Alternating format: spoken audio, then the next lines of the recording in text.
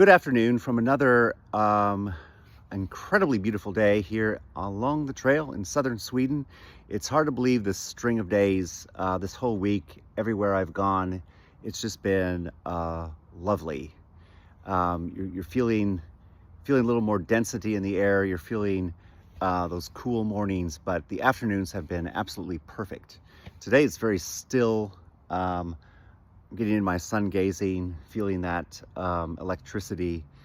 And today we're going to do something, because it is autumn, and we're going to do a throwback poem way back to a guy named John Keats. I usually don't do like the big monolithic crazy classic poets. I've been doing mostly 20th century here, and but I just thought, and it was kind of a metaphor, because here in the part of Sweden I was this summer, there are all these clubs that go on outings with their classic American cars. And there are several, I mean, there are clubs, but then there's also some fairly large dealers who are dealing in,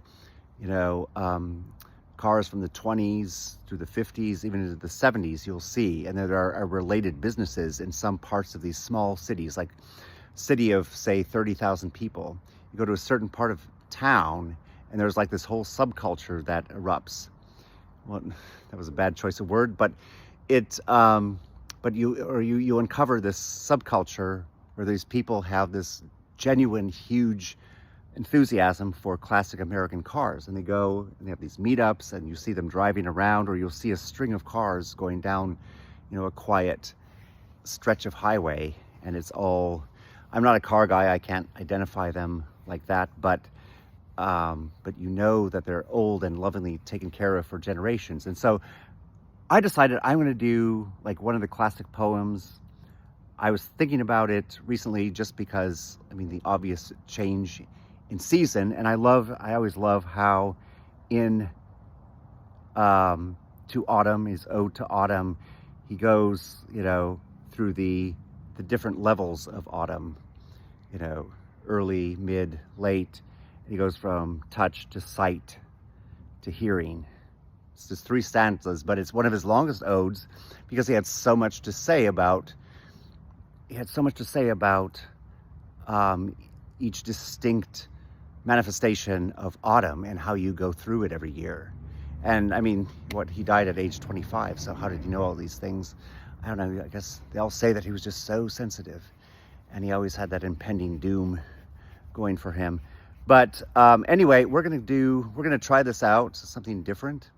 I'm gonna try to read Keats. It's not gonna be great, but it's such a great poem. Most people, like, they read it once, or they have to write something for a class, and then they just throw it away and forget about it because they think they know the meaning. But the meaning changes, and it's something, if it's good enough, it stays with you, and it gives you more life every time you read it, because you see new connections in your brain. Anyway, I'm going to stop with that.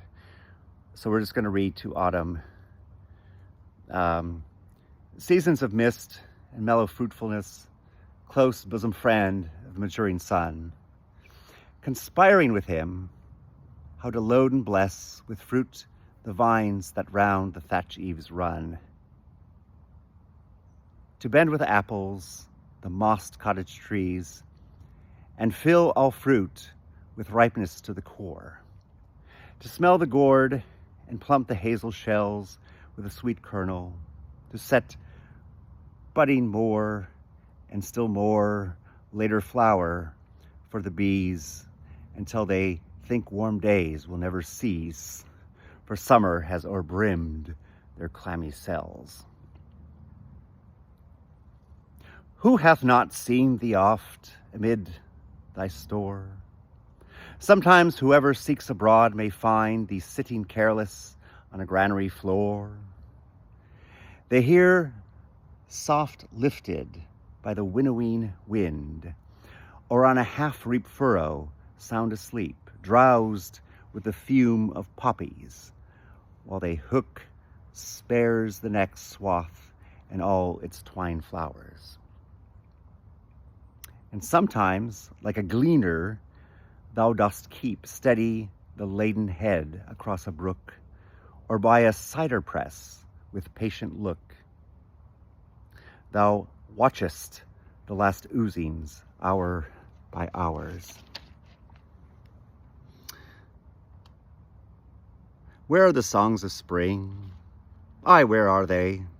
Think not of them, thou hast thy music too. While beryl clouds bloom the soft dying day, and tower the stubble plains with rosy ewe. Then in a wailful choir the small gnats mourn among the river sallows borne aloft, or sinking as the light wind lives or dies. And full-grown lambs loud bleat from hilly bourne, hedge crickets sing, and now with treble soft the red breast whistles from garden croft, and gathering swallows twitter in the skies. So I don't think you can add anything to that. It's just something to return to now and then, and it's always a delight to see the new connections every time you read something so classic as that. And it just builds and it builds, and it's something that can keep sustaining you through life, just like a love of really, really old cars and people who can tell you each of the components and the provenance of everything, and how much is original and how much is, polished to shocking glitter. And it was just one of those surprises this summer is finding this subculture here.